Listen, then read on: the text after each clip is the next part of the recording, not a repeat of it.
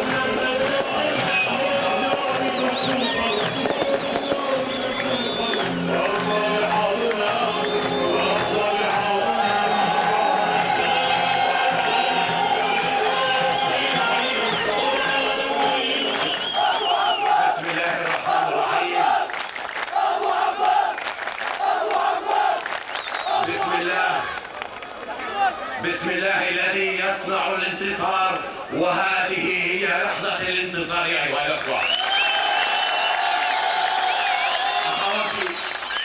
أخواتي الفاضلات الأمهات، إخوتي الأفاضل، أقول ابتداء إلى أولئك أشباه المسيسين والذين يمارسون العهر السياسي والذين يستخدمون المال الفاسد، أقول لهم يلعبون سياسة كرة قدم.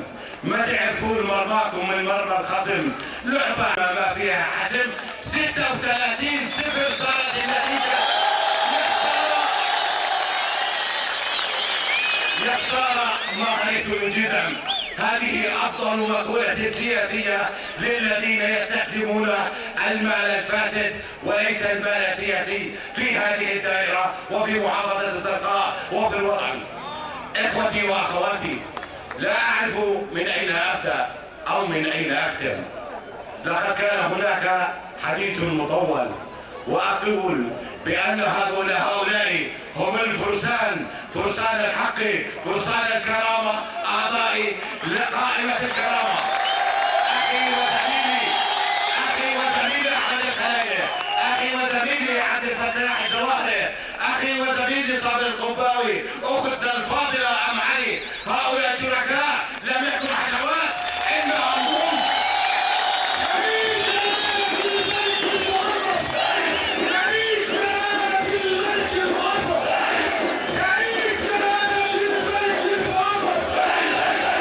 إنهم هم أسود هذه الدائرة.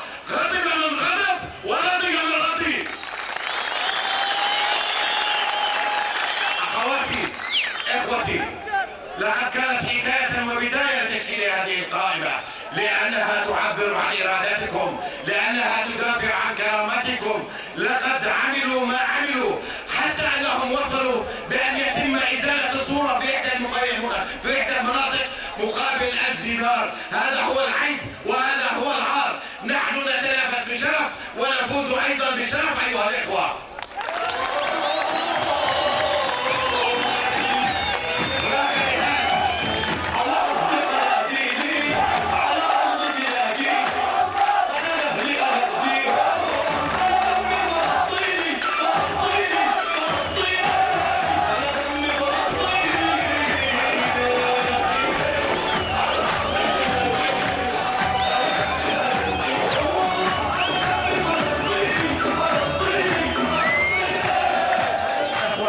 وأخواتي، هناك في خضم هذه المعركة الانتخابية كانت خفافيش الظلام تقول ما تقول كأنهم أبطال، لكنهم أبطال كرتونيين عبر مواقع الفيسبوك أيها الإخوة. لا أريد ما مدى التجريح لقد صبرنا وصبرتم أنتم قبلي في كل ما قيل ويقال، لكنني أقول من هذا المنبر بأننا أصحاب كرامة، بأننا أصحاب قامات وطنية. لقد قالوا ما قالوا، منهم من قال بالتوطين أو التجنيس أو التطبيع، لكن من يمد له يده إلى الكيان الصهيوني إلى مغتصب أرضنا فهو كافر ويجب قطع يده أيها الإخوة.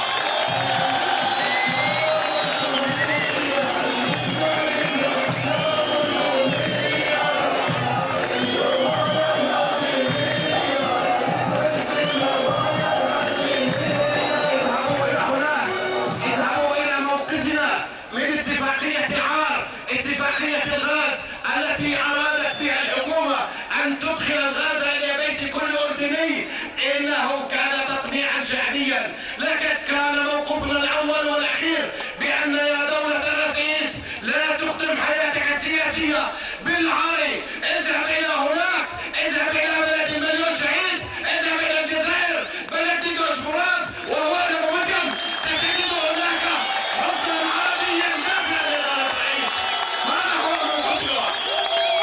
هذا هو موقفنا يا خفافيش الظلام. لقد كنا نصبر أيضا ما نصبر، لكننا نقول بأن لحظة الانتصار ستكون قريبا، ونقول كما قال نرونها بعيدة لكنها أيها الإخوة نراها قريبة. إخوتي وأحبائي، إننا في الأردن بلد التحديات، بلد الأمن والاستقرار، هذه الجزيرة الآمنة المطمئنة يجب أن نحافظ عليها وعلى أمنها بكل ما نملك من قوة بأيدينا وأرجلنا. هذا هو الوطن، الأردن فينا ونعيش فيه حتى لو كنا أصحاب قضية، لأننا نقولها دائما وأبدا: من لا يحب فلسطين لا يحب الأردن، ومن لا يحب الأردن لا يحب فلسطين. أيها الأخوة، الشعب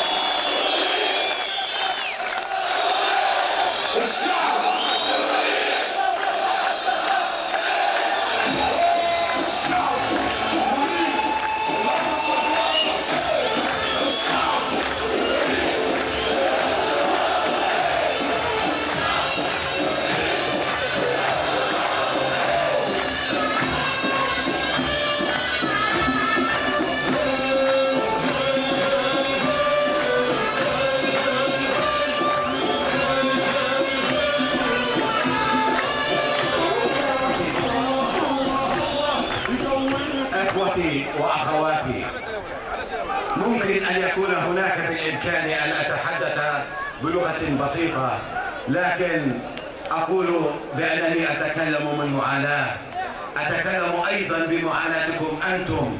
لقد كنت صوتكم في الكثير من المواقف، وكنت صوتكم في المرة الأولى وصوتكم في الدورة الثانية. لقد طوقت عنقي في الأمانة الأولى والأمانة الثانية، والآن أيضا ستطوق هذه الأمانة في عنق أعضاء قائمة الكرامة. أيها الإخوة، نحن نقولها بملء ما فينا بأن العلاقة الأردنية الفلسطينية علاقة الشعب الواحد، علاقة دم واحد. نحن هنا كما قلت أيضا في مخيم السخنة قبل أيام نستذكر أولئك القامات الوطنية، أولئك الأبطال، أولئك الذين سطروا بكل ما يملكون المحافظة على القضية الأساس وهي القضية الفلسطينية. أستذكر أيضا في هذا الموقف في هذه الجلسة ذلك البطل القائد الملك الحسين بن طلال رحمه الله، عندما كانت معركة الكرامة ووقف معه فوق ظهر دبابة وقال كلمة مشهورة بأننا كلنا فدائيون. نعم، كانت وحدة الجيش ووحدة الفدائي في المحافظة على أرضنا، في المحافظة على الكرامة. من هنا أتت تسمية الكرامة ضمن إطار سياسي لتكون كرامة سياسية وكرامة اجتماعية بكم أيها الإخوة.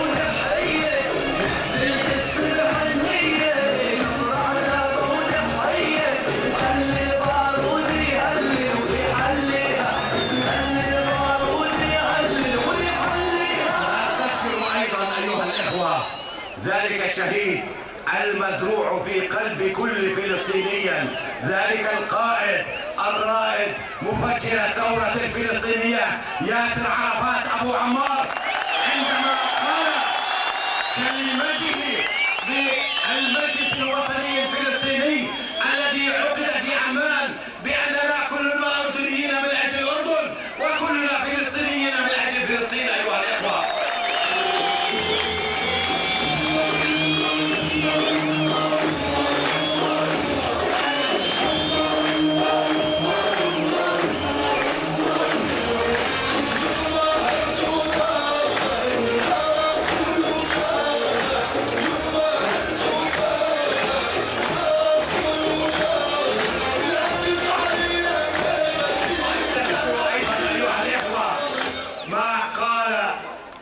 ذلك الذي يقود سفينتنا ربان هذه السفينة الذي أوصلنا إلى البر وإلى الأمان. أستذكر أيضا ما قاله جلالة الملك عبد الله الثاني بن الحسين عندما خاطب الكونغرس الأمريكي وذكر فلسطين 18 مرة، ولم يكن خطابه وطنيا أردنيا فقط، إنما وطنيا أردنيا وقوميا عروبيا، عندما قال بأن البديل عن عدم إقامة ودولة فلسطينية الإرهاب في المنطقة. نعم، هذا هو ربان السفينة الذي يحافظ والذي يتحدث في كل صغيرة وكبيرة بالقضية الفلسطينية. أيها الإخوة،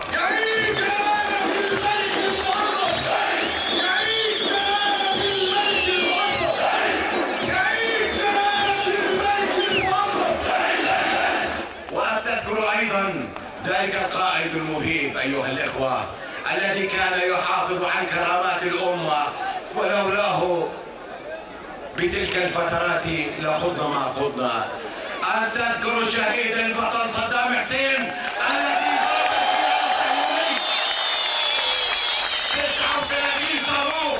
هذا هو القائد العروبي رحمه الله، هذا هو الشهيد البطل صدام حسين. أيها الإخوة، أيها الأخوات، لا أريد أن أطيل، لكن أقول يجب أن نذهب إلى صندوق الاقتراع ونحن محافظين على كرامتنا عبر قائمة الكرامة، لأن هذه القائمة ستكون حالة وجدانية في ذهن كل واحد منا. إنني أجد الفرحة وأجد الانتصار في كل طفل موجود هنا، فلذلك اهتفوا لانتصارنا ولنجاحنا قبل الانتخابات.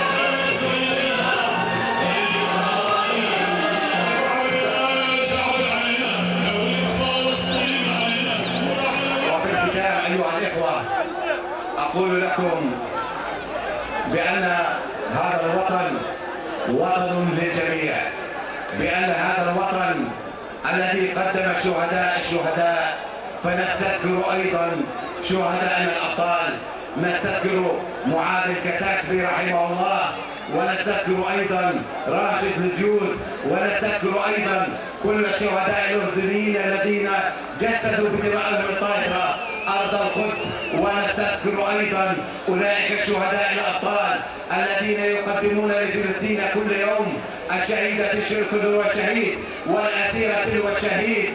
فلذلك أقولها أخيرا: عاش الوطن، عاش الملك، عاشت فلسطين حرة عربية.